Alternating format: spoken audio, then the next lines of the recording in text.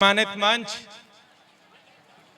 मंच पर आसीन हमारी विधायिका अंबिका मरकाम जी, आज के इस सभा की अध्यक्षता कर रहे हमारे दादा जीवर खान मरई जी, उनके साथ साथ महेश गोटा जी, बलजीत छावड़ा जी और साथ ही साथ सर्व आदिवासी समाज जिला धमतरी के उन तमाम साथियों को और उसके साथ साथ इस मंच के सामने मौजूद मेरी माता और बहनें, बुजुर्गों और नौजवान साथियों, आप सभी को सेवा जोहार।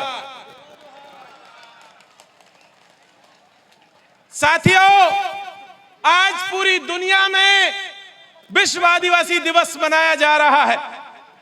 आज दुनिया के लगभग 90 देश इस दिन को मना रहे हैं और ये केवल बधाई का दिन नहीं है, ये दिन हमारे हक और अधिकारों की लड़ाई का दिन है।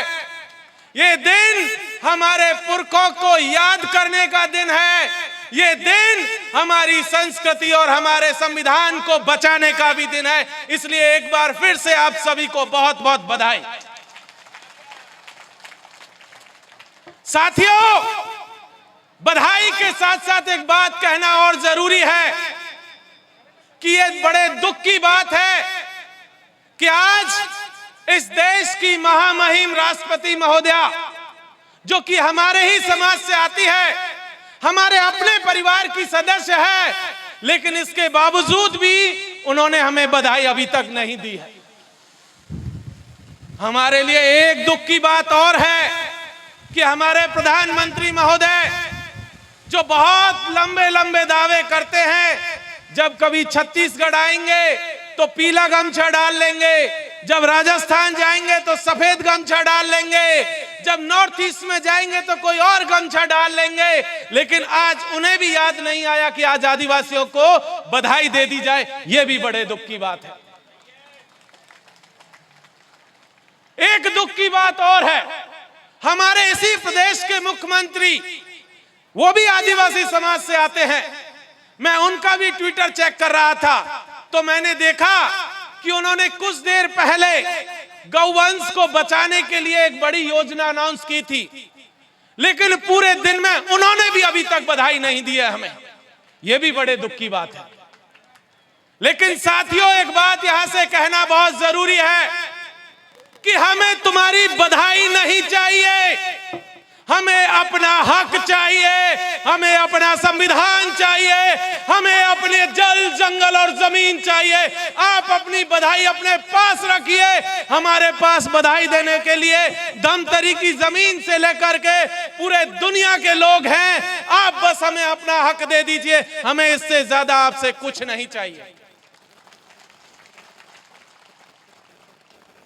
जो लोग बधाई नहीं दे रहे हैं उनको भी जानना जरूरी है, वो बधाई क्यों नहीं दे रहे हैं।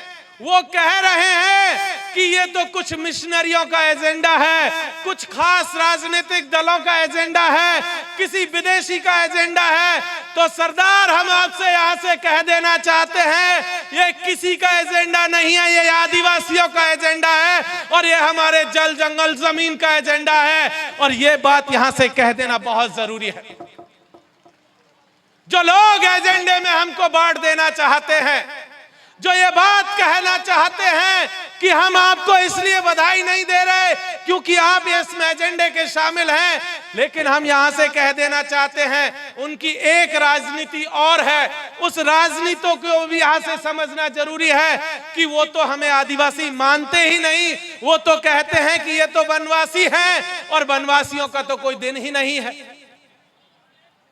तो साहब, हम यहां से कह देना चाहते हैं, और हमने आज से 78 साल पहले संविधान सभा के भीतर भी कहा था, जब मैं इस पुस्तक को लिख रहा था संविधान सभा में आदिवासी, जब इसको लिखा जा रहा था तब भी एक आदिवासी था जो संविधान सभा के भीतर खड़ा होकर के कह रहा था कि मुझे वनवासी शब्द मंजूर नहीं है, मेरे लिए कोई और दूसरा शब्द मंजूर नहीं है, मुझे अपने लिए केवल एक शब्द चाहिए, वो है आदिवासी, और उसके अलावा कोई दूसरा शब्द हमें मंजूर नहीं है। तो जो हमें वनवासी कह करके वनवासी कल्याण आश्रम खोल करके यहाँ जो है बांटने की राजनीति कर रहे हैं, उनसे भी कह देना चाहते हैं कि आपको कोई हक नहीं कि आप हमें वनवासी कहें या कुछ और कहें। हमारे लिए हमारे पुरखों ने एक शब्द चुना था, वो है आदिवासी, और उसको हम गर्व से कहते हैं। एक और बात यहां से कहना जरूरी है साथियों, वो लोग आए दिन आदिवासियों को लड़ाने की कोशिश करते हैं। कभी संथाल को मुंडा से, कभी गौंड को भील से, कभी भील को मीणा से, कभी कुकी को जो है नागांव से, अलग अलग आदिवासियों को लड़ाने की कोशिश करते हैं।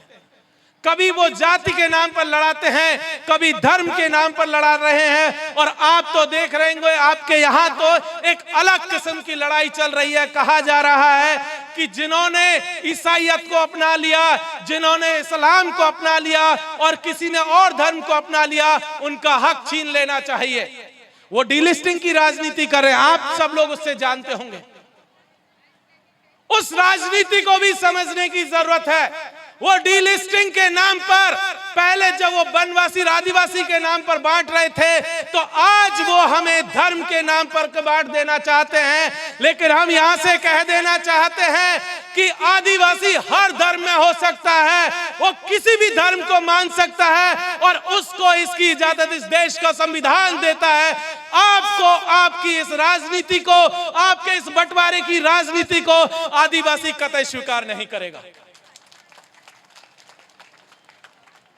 पिछले दिनों उन्होंने दिल्ली के जो है लाल किले से एक कार्यक्रम किया था जनजाति सुरक्षा मंच के नाम पर, और उस कार्यक्रम में जाकर के उन्होंने बहुत क्लियर कट कहा था कि जिन आदिवासियों ने, जिन परिवारों ने हिंदू धर्म के अलावा किसी को भी अपना लिया है, उन सब का सारा हक छीन लेना चाहते हैं। वो चाहते हैं कि आपका आरक्षण छीन ले, वो चाहते हैं कि आपकी जमीनें छीन ले, वो चाहते हैं कि आपको संविधान में जो सुरक्षा मिली है वो छीन ले। लेकिन हम यहां से कह देना चाहते हैं इस नगरी की धरती से, धमतरी की धरती से, कि लाल किले से जो राजनीति बंटवारे की आपने की है उसको बिल्कुल भी सफल नहीं होने देंगे। हम आदिवासियों को बिल्कुल भी नहीं बंटने देंगे। आप लाख कोशिशें कर लें, लेकिन इस देश का आदिवासी, इस दुनिया का आदिवासी कंधे से कंधा मिला करके अपने भाई के साथ रहेगा और किसी दूसरी राजनीति के हिस्से में नहीं जाएगा। एक बात और, पिछले लंबे समय से आपको पता होगा इस देश में जनगणना चल रही है। आप सब लोगों के घरों पर अलग अलग स्कूलों से टीचर आए होंगे, कहा होगा कि किस घर में कितने लोग हैं, जरा डिटेल दे दीजिए। उस जनगणना की राजनीति को भी समझने की जरूरत है। इस देश में आदिवासियों की आबादी, जब आजादी के पहले जब जनगणना होती थी तो आदिवासियों को अलग से उनका अपना धार्मिक कोड मिलता था, जिसे ट्राइबल रिलीजन के नाम से जानते थे, आदिवासी धर्म के नाम से जानते थे। लेकिन एक साजिश आजादी के बाद हुई और उस साजिश का नतीजा यह निकला कि हमसे हमारा धर्म कोड छीन लिया गया। पिछले 78 साल से इस देश का आदिवासी अपने धर्म कोड की लड़ाई लड़ रहा है। यहां से, इस धमतरी की धरती से, विश्व आदिवासी दिवस के मौके पर हम कह देना चाहते हैं कि आपकी जो जनगणना चल रही है उसमें आदिवासी धर्म कोड का कॉलम दिया जाना चाहिए। वो इसलिए भी जरूरी है ताकि जो लोग धर्म के नाम पर हमें बांटने की कोशिश कर रहे हैं, जो आपस में भाई को भाई से लड़ाने की कोशिश कर रहे हैं, उस राजनीति को डिफीट किया जा सके, उस राजनीति को हटाया जा सके, हराया जा सके और इस देश के तमाम आदिवासियों को मिजोरम से लेकर के गुजरात तक और लद्दाख से लेकर के केरला तक के तमाम आदिवासियों को एक छतरी के नीचे लाया जा सके, आदिवासी धर्म के नीचे ला सके, आदिवासियत के नीचे ला सके। इसलिए उस धर्म कोड की मांग को यहां से उठाना बहुत जरूरी है। जनगणना में कुछ और राजनीति भी हो रही है। आपने देखा होगा जब जनगणना का व्यक्ति आपके घर आया था तो आपसे क्या किसी ने पूछा था कि आपकी भाषा कौन सी है। आप गौंड समाज से आते हैं, बताओ आपने से क्या बताइए, मुझे आप बताइए कि आपसे पूछा था कि आपकी भाषा कौन सी है? नहीं पूछा था, ना हमसे पूछा, ना इस देश के किसी और आदिवासी से पूछा। इस देश का आदिवासी समाज अपनी भाषा से जुड़ा हुआ है, लेकिन वो हमारी भाषाओं की गणना जनगणना के अंतर्गत नहीं कर रहे हैं। और हम ये बात बता देना चाहते हैं कि अगर हमारी भाषाओं की गणना नहीं होगी तो हमारा जो समाज का ज्ञान है, जो हमारी पीढ़ियों से मिलता आया है, हमें हमारे दादा से मिला, उन्हें उनके दादा से मिला, उन्हें उनके पहले वालों से मिला, वो ज्ञान भी खत्म हो जाएगा अगर हमारी भाषा खत्म हो जाती है। अगर वो भाषा खत्म होगी तो हमारी तमाम तरह की संस्कृतियां खत्म हो जाएंगी, हमारी विरासत खत्म हो जाएंगी, हमारी परंपराएं खत्म हो जाएंगी। इसलिए यहां से यह कह देना जरूरी है कि जो जनगणना 2027 में होने जा रही है, उसमें आदिवासी भाषाओं को भी शामिल किया जाना चाहिए। संविधान सभा के भीतर जब बहस चल रही थी, उस समय मुंडा समाज से जयपाल सिंह मुंडा आते थे। उन्होंने एक बात कही थी, जो साथी स्कूल जाते हैं, कॉलेज जाते हैं, वो इस बात को जानते होंगे कि हमारे संविधान की 8वीं अनुसूची में भाषाओं का एक कॉलम है जहां लगभग 21-22 भाषाएं दर्ज है, लेकिन उसमें से मात्र जो है 3 या 4 आदिवासी भाषाएं हैं। लेकिन इस देश में 750 से ज्यादा आदिवासी समाज है और हर समाज की एक भाषा है, लेकिन किसी को भी उन 3-4 के अलावा उस संविधान में जगह नहीं है। आज हम यहां से कह देना चाहते हैं, हर एक समाज की जो भाषा है उसे भी संविधान की अनुसूची 8 में शामिल किया जाना चाहिए। जनगणना के अंदर एक राजनीति और हो रही है। आपने देखा होगा कि आदिवासी समाज में जो गरीबी का आलम है, जिस तरीके का रोजगार का संकट गांवों के भीतर है, आदिवासी समाज का बहुत बड़ा हिस्सा अपना गांव छोड़ करके किसी शहर में चला गया, मजदूरी के लिए चला गया। अब यहां उसका घर नहीं, शहर में उसका घर नहीं, उसकी कोई जनगणना नहीं हो रही है। और साथ ही साथ कई इलाके ऐसे हैं जहां प्रशासन के लोगों ने देश के अलग अलग हिस्सों में आदिवासी गांव की जनगणना ही नहीं की, क्योंकि उनकी जमीनें खाली करानी थी या कुछ और सरकारी वजहों से उन लोगों की जनगणना ही नहीं की। और लगातार आप देख रहे होंगे कि जिस तरीके से देश में आबादी बढ़ रही है, आदिवासियों की आबादी उल्टे घटती जा रही है। आपको मालूम होगा, झारखंड जब बना था, आप ही के साथ बना था, लगभग 30% के आसपास आदिवासी आबादी थी, लगभग 33 थी। आज की तारीख में झारखंड के अंदर लगभग 26% आदिवासी आबादी रह गई है।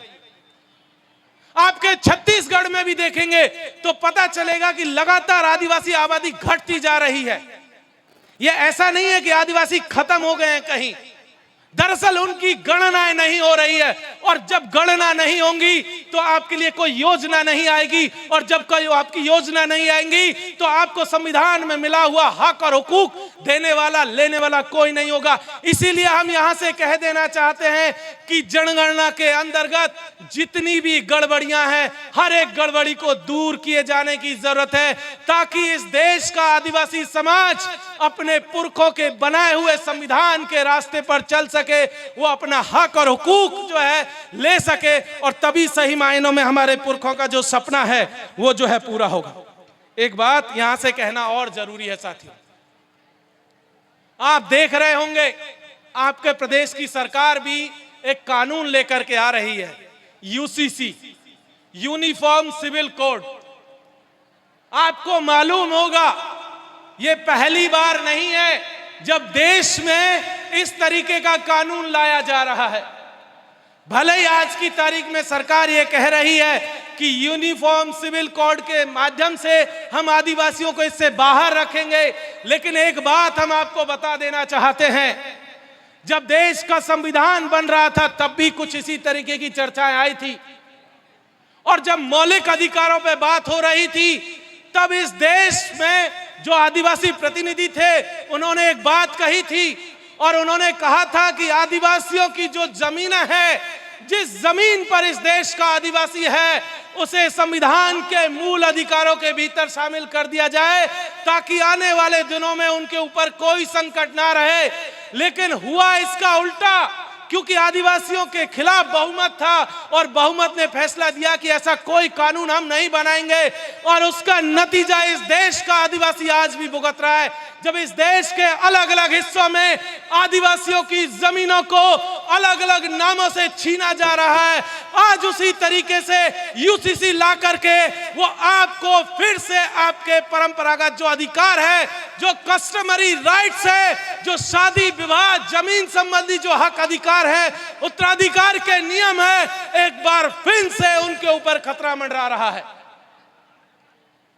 इसलिए उसे भी यहां से खारिज किए जाने की जाएगा। इसलिए आप अपने नेता के भरोसे मत रहिएगा।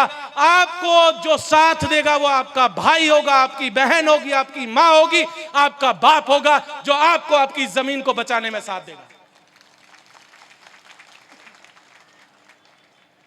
एक चीज को समझना बहुत जरूरी है, पिछले 78 सालों में आदिवासियों की जमीनें जिस वजह से लूटी गई, उसमें कुछ कमियां हमारी भी रही।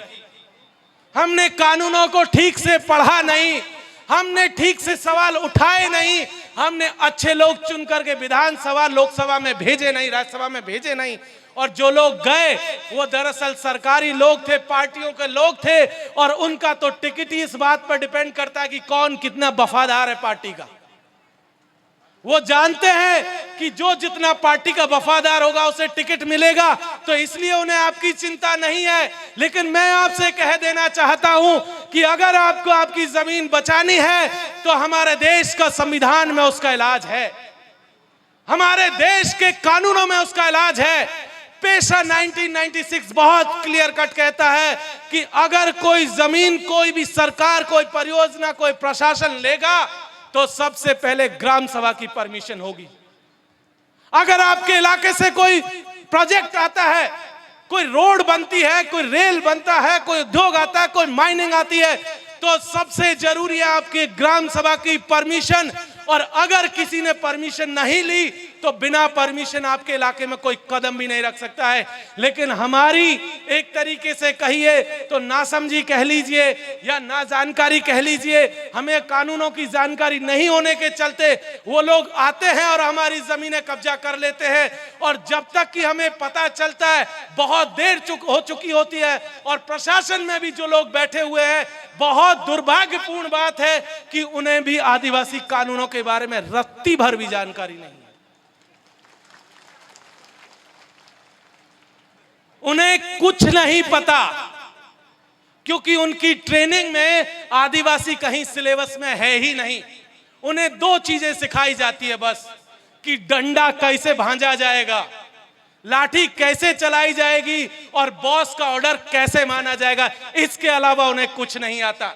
इसलिए जरूरी है कि आप कानूनों को पढ़े, आप पेशा को पढ़े, अनुसूची 5 को पढ़े, क्योंकि बिना आपकी अनुमति के कोई सरकार, कोई प्रशासन आपकी जमीनें आपसे नहीं ले सकता है। जो ताकत हमारे संविधान ने इस कलम में दी है, इस किताब में दी है, दुनिया में किसी के पास वो ताकत नहीं है। अगर आप इन दोनों का ठीक से इस्तेमाल करेंगे तो दुनिया की कोई ताकत आपसे आपकी जमीन नहीं छीन सकती है। क्योंकि होता यह है कि जब वो जमीनें ले जाते हैं, प्रोजेक्ट पूरा हो जाता है, हमें जब तक पता चलता है, जब जाकर कहते हैं तो वो कहते हैं कि साहब अब तो काम हो गया, अब हम भी क्या करें। और आपको भी मजबूरन फिर वापस उस अधिकारी के दरवाजे से वापस घर लौटना पड़ता है।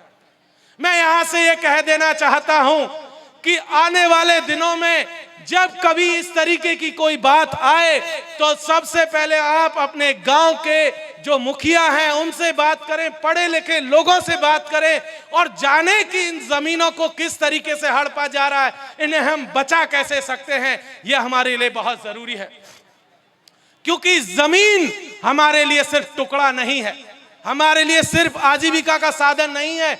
जमीन आदिवासी जीवन का मूल आधार है। अगर जमीन बचेगी तो हमारी संस्कृति बचेगी, जमीन बचेगी तो हमारे पुरखे बचेंगे, जमीन बचेगी तो हमारी प्रकृति बचेगी। अगर जमीन नहीं रही तो कुछ नहीं बचेगा। इसलिए जमीन को बचाना सबसे ज्यादा जरूरी है। आप गरीब हैं, आप अमीर हो जाएंगे। आप बीमार हैं, आप स्वस्थ हो जाएंगे। आप अनपढ़ हैं, आप पढ़ लिख जाएंगे। हर एक चीज संभव है। लेकिन जमीन अगर एक बार आपके हाथ से चली गई तो यकीन मानिए दोबारा आपके हाथ में नहीं आने वाली। इसलिए जमीनों को बचाना जरूरी है। एक उदाहरण आपको मैं देता हूं। आप सब लोग अमेरिका का नाम सुने होंगे, सब लोग जानते हैं अमेरिका के बारे में। आज की तारीख में वो अमेरिका जो आदिवासियों का अमेरिका था, आज उसी अमेरिका के अंदर आदिवासी खत्म कर दिए गए। एक छोटे से जो है स्टेट के भीतर समेट करके रख दिए गए।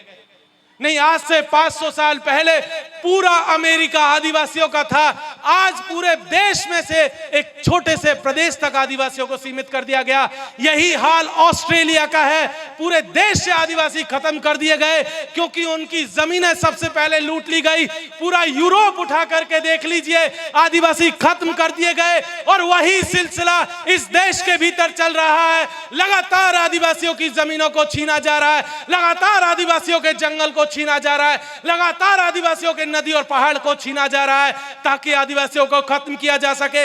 इसलिए यहां से यह कह देना जरूरी है कि आदिवासी बचेगा तो जमीन बचेगी, आदिवासी बचेगा तो जंगल बचेगा, आदिवासी बचेगा तो नदी और पहाड़ बचेंगे। अगर आदिवासी नहीं बचा तो कुछ नहीं बचेगा।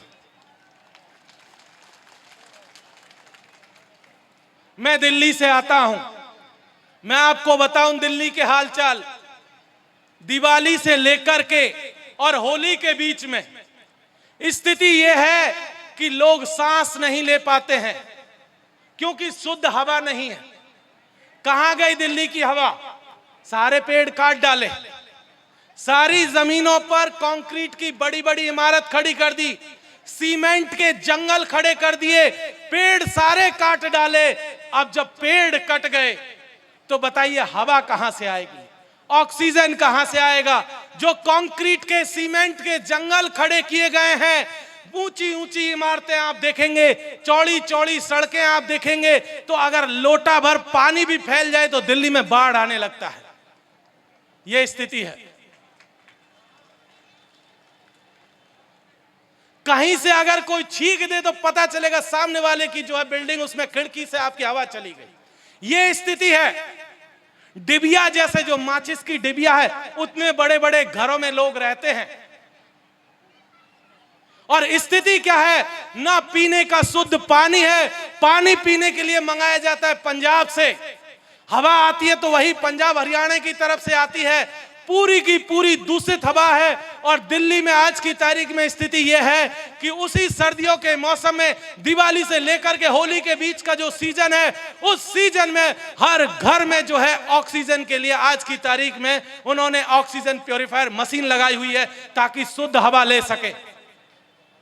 वो लोग जिन्होंने दिल्ली का जंगल काट डाला, दिल्ली के गांव खत्म कर दिए, दिल्ली की नदियां और झीलें खत्म कर दी, वो दिल्ली, बंबई और चेन्नई और बेंगलोर से निकल करके, कलकत्ता और विशाखापट्टनम से निकल करके आपके इलाकों में आ रहे हैं और जमीनें कब्जा कर रहे हैं। इसलिए जमीन को बचाना जरूरी है क्योंकि उन्होंने अपने तो सब कुछ नष्ट कर लिया। उनका अगला निशाना आप है। वो आज धीरे धीरे आपके जंगल की तरफ बढ़ रहे हैं। इसलिए आदिवासियों की जमीनों को बचाना जो है बहुत जरूरी है। एक और चीज, आज की तारीख में आपने देखा होगा 2022-23 में इस देश की सरकार ने एक कानून पास किया था, वन्य जीव संरक्षण अधिनियम। कुछ साथियों ने सुना होगा और जिन्होंने नहीं सुना उनको बता दूं कि आपके पड़ोस में सीता नदी के पास में सीता नदी एक टाइगर प्रोजेक्ट बना है। बना है कि नहीं बना है? बना है ना? किस लिए है? क्या काम है उसका? सरकार कह रही है कि उसमें बाघ बचाएंगे, टाइगर बचाएंगे। और किसकी कीमत पे बचाएंगे? आदिवासियों की कीमत पर।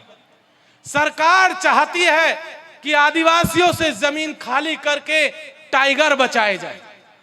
वो सीता नदी अकेला इलाका नहीं है।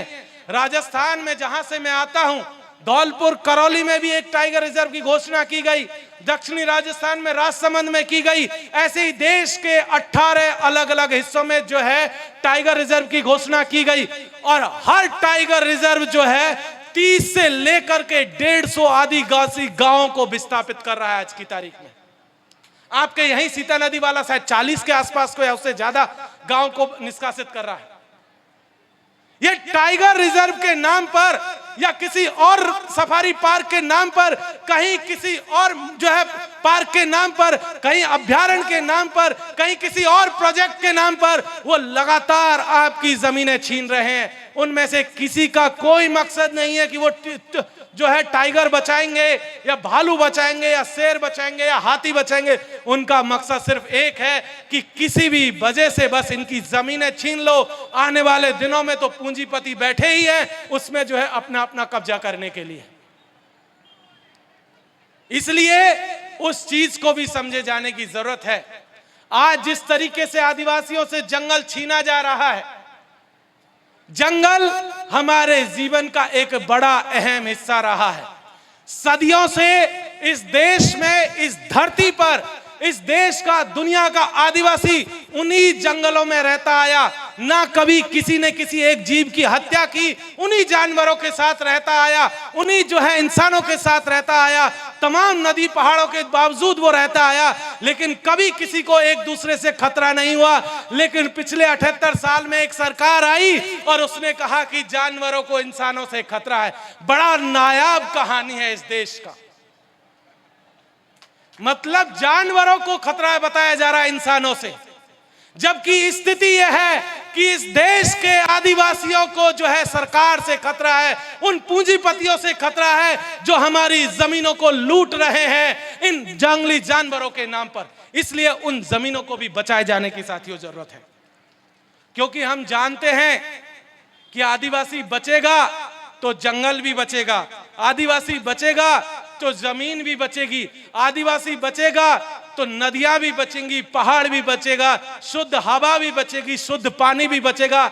लेकिन सरकारों का ध्यान इस बात में नहीं है। सरकारों का बस फोकस एक ही बात पर है कि कैसे वो जमीनें लें, कैसे वहां से माइनिंग करें और कैसे वहां से मुनाफा कमा करके विदेशों में चले जाएं। यही उनका एक मकसद है। लेकिन आदिवासी जीवन में कभी भी इस बात को अहमता नहीं दी कि सिर्फ और सिर्फ जंगल हमारा है। आदिवासियों ने हमेशा ये माना कि ये विरासत हमारे पुरखों ने हमें दी और हमारी जिम्मेदारी है कि हमारे आने वाली पीढ़ियों को इसे सौंप करके जाए। यही आदिवासी जीवन का दर्शन है, यही आदिवासी जीवन का आधार भी है। लेकिन इस देश की सरकारें विकास के नाम पर, चौड़ी सड़कों के नाम पर, कभी माइनिंग के नाम पर, अलग अलग नामों पर इस देश के जंगलों को खत्म कर रही है। मैं आपको बता दूं, इस देश में जितने जंगल हैं उसका 80% जंगल सिर्फ आदिवासी इलाकों में बचा है। किसी ने सुना है कि दिल्ली के भीतर जंगल है? किसी ने सुना है कि बंबई में जंगल है या चेन्नई में या फिर आपका बेंगलोर में या कलकत्ता में या कहीं पर बड़े शहरों में? जिन शहरों के नाम हम सुनते हैं उसमें किसी में जंगल बचा है? आपने कभी सुना है कि इन बड़े शहरों में कोई साफ नदी है? आपने कभी नहीं सुना होगा। लेकिन आप दावे के साथ यह कह सकते हैं कि मेरे गांव की नदी साफ है, मेरे गांव का जो जंगल है उससे शुद्ध हवा आती है, मेरे गांव का पानी साफ है और हमारे यहाँ के लोग भी साफ हैं। लेकिन इस देश की सरकारें एकदम उलट तरीके से काम कर रही है। इसलिए जंगलों को बचाए जाने की जरूरत है। जंगल और जमीन के साथ साथ कुछ और चीजों पे ध्यान देने जाने की जरूरत है। इस देश की सरकार हो सकता है अगले 10-12 दिनों में संसद के भीतर एक बिल लेकर के आए जिसे परिसीमन कहा जा रहा है, जिसमें कहा जा रहा है कि जिन लोगों को हम वोट दे करके चुन करके विधानसभा लोकसभा में भेजते हैं उनकी संख्याओं में जो है हेर फेर किया जाए। कहने सुनने में बड़ा अच्छा शब्द लगता है कि ज्यादा लोग होंगे, ज्यादा प्रतिनिधि जाएंगे, लेकिन मैं आपको बता दूं जिस तरीके से सरकार परिसीमन को करने जा रही है, आप देखेंगे कि अगले कुछ महीनों में जब ये बिल पास हो जाएगा और जमीन पर जब इसकी हकीकत दिखने लगेगी, तब आपको पता चलेगा कि जो आदिवासी बहुल इलाका है, जहां से आदिवासी व्यक्ति चुन करके जाता है, वहां पता चला कि वो सीट सामान्य हो गई है, अब गैर आदिवासी चुन करके वहां से जाएगा। और इसी तरीके का खेल सिर्फ विधानसभा और संसद के भीतर नहीं होगा, वो आपकी पंचायत के लेवल पर भी होगा, वो जिला परिषद के लेवल पर भी होगा, वो गांव के लेवल पर भी होगा। और वो परिसीमन दरअसल आपको आपके हक से, और वो हक जो हमारे पुरखों ने संविधान के भीतर हमें दिया था, उस हक को छीनने की एक बार फिर से कोशिश की जा रही है। इसलिए उसका भी विरोध किए जाने की जरूरत है, क्योंकि वो मामला इतना सामान्य नहीं है। हम जानते हैं कि किसी भी कानून को लाने से पहले सरकार अपना फायदा देख लेती है कि उसका फायदा किस चीज में है। हमने आज तक इस देश में किसी भी सरकार को नहीं देखा कि उसने देखा हो, सोचा हो कि हाँ उनका अपना कोई फायदा ना हो और जनता का फायदा हो। ऐसा कोई कानून आज तक इस देश की सरकार नहीं लाई। सरकार वही कानून लाती है जो उनकी पार्टी के हित में हो, उनके चुनाव के हित में हो, या उनके सरकार के हित में हो, या उनके संगठनों की राजनीति के हित में हो। जब तक वो उनके हित में नहीं है, तब तक कोई कानून इस देश की सरकार आज तक नहीं लाई। इसलिए वो कानून भी हमें जो है नष्ट करने की कोशिश है, हमारे प्रतिनिधित्व को घटाने की कोशिश है। पिछले दिनों हमने एक लड़ाई देश के अलग अलग हिस्सों में इस देश के नौजवानों की तरफ से देखी थी, जिसे आज की तारीख में जैन जी कह रहे हैं। जो लोग सोशल मीडिया पर एक्टिव हैं, जो न्यूज चैनल्स देखते हैं, जो अखबार पढ़ते हैं, वो तमाम लोग इस बात को जानते होंगे कि इस देश के नौजवान, इस देश का भविष्य अपने हक और हुकूक की लड़ाई जो है लड़ रहा है अलग अलग हिस्सों में। अभी वो रांची में है, पिछले दिनों दिल्ली के जंतर मंतर पर था। उन सब से भी मैं कह देना चाहता हूं कि साथियों, नौजवान दोस्तों, आप हमारी पिछली पीढ़ी से बहुत बेहतर भविष्य जी रहे हैं। हमारी पिछली पीढ़ी ने बहुत लंबी जद्दोजहद के बाद वो आपको यहां तक लेकर के आए हैं। तो आपसे बस एक ही अपील है कि अच्छा पढ़िए ताकि इस देश का बेहतर भविष्य बना सके। अच्छे से पढ़िए ताकि आप अपने समाज का भविष्य बना सके।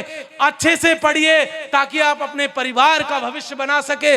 और वो भविष्य, वो सपना जो इस देश के संविधान में हमारे पुरखों ने देखा था, उस सपने को पूरा कर सके।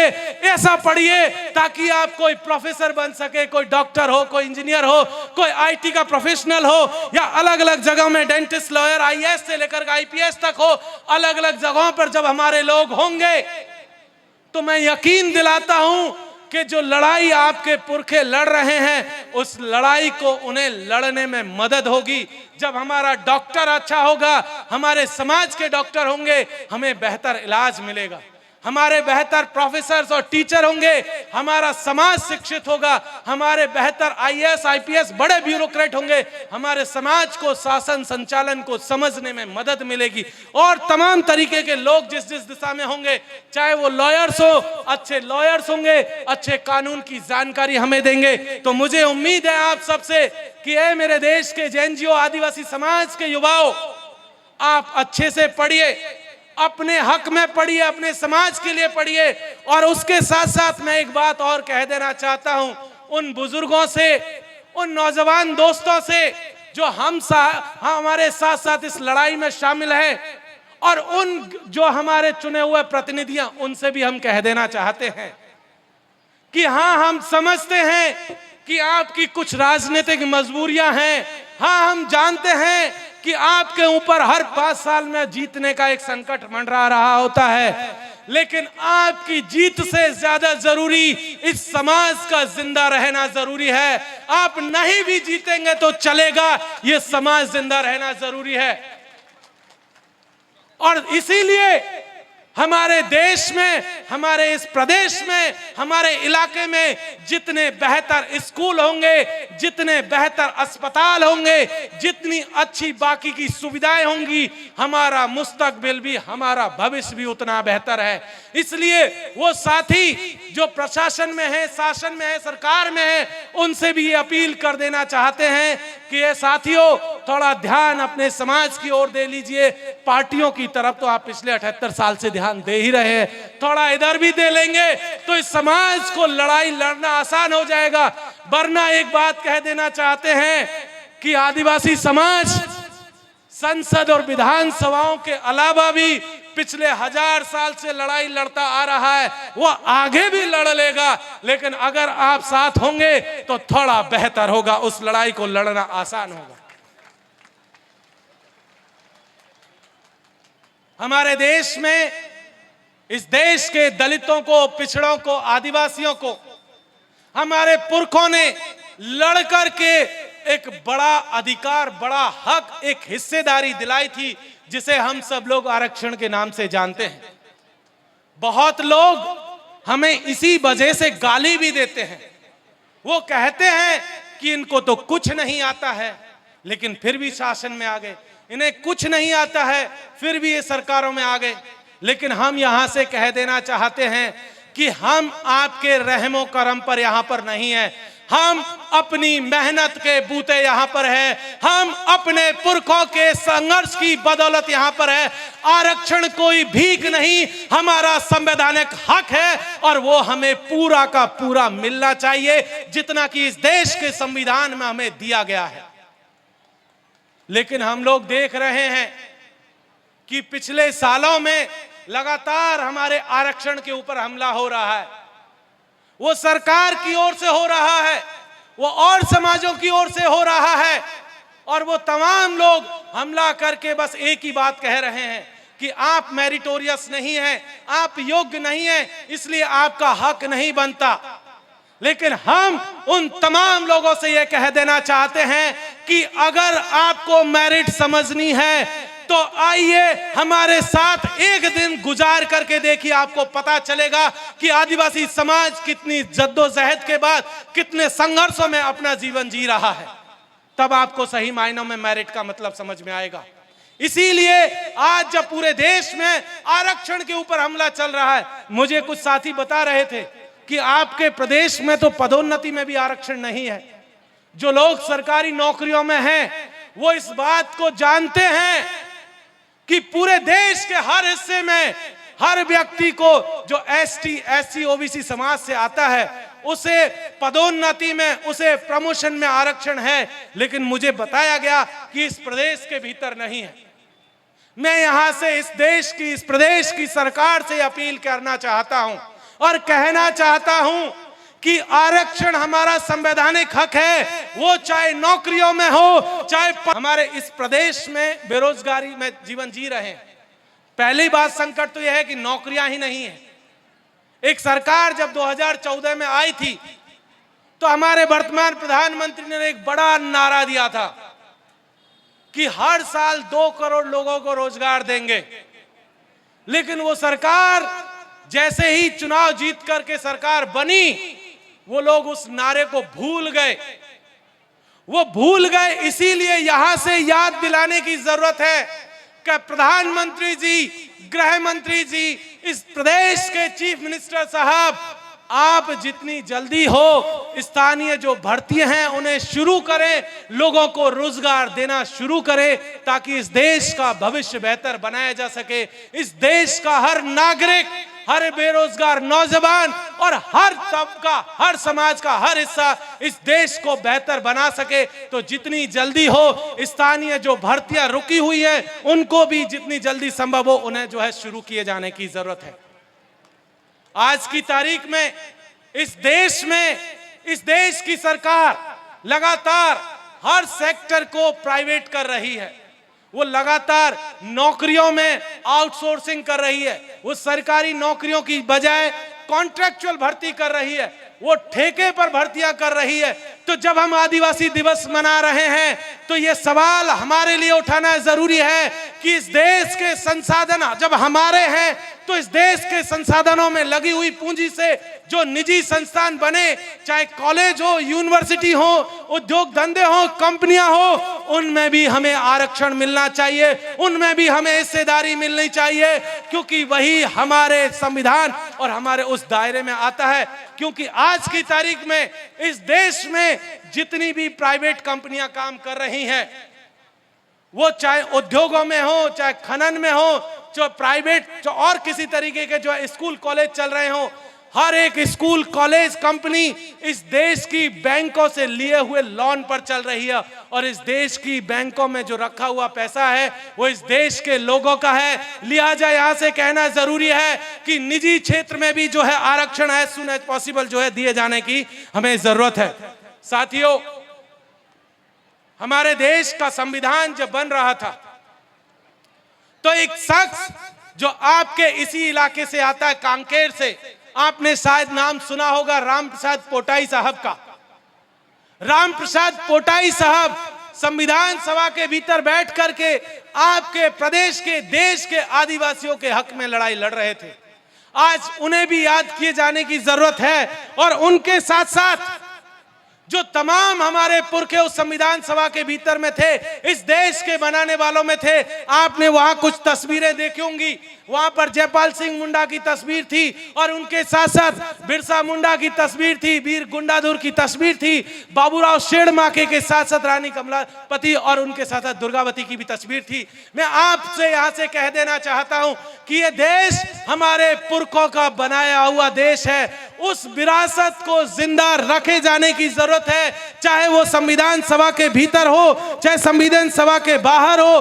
तब कि जब तक हम इस देश के संविधान को बचाए नहीं रखेंगे, तब तक इस देश में संकट आता रहेगा। इसलिए उन पुरखों की विरासत को भी बचाए जाने की जरूरत है, उस संघर्ष को भी बचाए जाने की जरूरत है जो हमारे पुरखों ने किया था। इसीलिए जब आज हम लोग यहाँ खड़े हुए हैं तो कुछ संकल्प लेने की जरूरत है। सिर्फ हम आदिवासी दिवस की शुभकामनाएं देकर के नहीं चले जाएं, क्योंकि अगर उतने से चले गए तो दिक्कत होगी। संकल्प हमारा ये होना चाहिए कि हम अपनी भाषाएं बचाएंगे, तमाम आदिवासी भाषाओं को बचाएंगे, हम अपना इतिहास बचाएंगे, हम अपना जल जंगल जमीन बचाएंगे, हम अपनी अनुसूची को बचाएंगे, हम पेशा कानूनों को बचाएंगे, हम इस देश के नौजवानों को शिक्षित करेंगे, निजी क्षेत्र में हिस्सेदारी मांगेंगे और सबसे जरूरी चीज वो है कि हम इस देश के संविधान को बचाएंगे। मैं आखिरी बात कहकर के अपनी बात को खत्म करूंगा। साथियों, आज ये बात यहां से कहना इसलिए भी जरूरी है कि जब हम यहां पर पूरे देश में और देश के अलग अलग, दुनिया के अलग अलग हिस्सों में जब आज इस चीज को मना रहे हैं, इस दिन को सेलिब्रेट कर रहे हैं, तो एक और कानून के तहत आप जानते होंगे टीएसपी इलाका कुछ आदिवासी हिस्सों को घोषित कर रखा है। उसके लिए हर सरकार बजट की घोषणाएं भी करती है, लेकिन आप देख रहे होंगे कि बजट की घोषणाएं चाहे केंद्र की सरकार हो चाहे प्रदेश की सरकार हो, बहुत बड़ी बड़ी घोषणाएं होती हैं, बहुत मोटा मोटा बजट, बहुत बड़े अमाउंट में पैसा जो है देने की बात होती है। लेकिन जब जमीन पर बात आती है तो पता चलता है कि उसका कोई हिस्सा या बहुत छोटा सा हिस्सा जो आदिवासियों तक पहुंचा है। और ये कहना इसलिए जरूरी है क्योंकि यहाँ प्रशासन के भी लोग होंगे, सरकार के लोग भी होंगे, कुछ और लोग भी होंगे जो ये सारी बातें सरकार तक पहुंचाएंगे। तो आपको बताने के साथ साथ उन लोगों को बताना बहुत जरूरी है बातें कि आदिवासी सोच क्या रहा है, आदिवासी बोल क्या रहा है, आदिवासी सुन क्या रहा है। हम ये कहना चाहते हैं कि सिर्फ बजट की घोषणाओं से काम नहीं चलेगा, हमें बजट का पूरा पूरा हिस्सा चाहिए, हमें इस देश के संसाधनों में हिस्सेदारी चाहिए, हमें इस देश के कानूनों के तहत जो हक अधिकार मिला है वो चाहिए, और सबसे बड़ी चीज हमें अपना जल जंगल जमीन चाहिए। यही बात कहकर मैं अपनी वाणी को विराम देता हूं। बहुत बहुत शुक्रिया। अरे एक तीर एक कमान,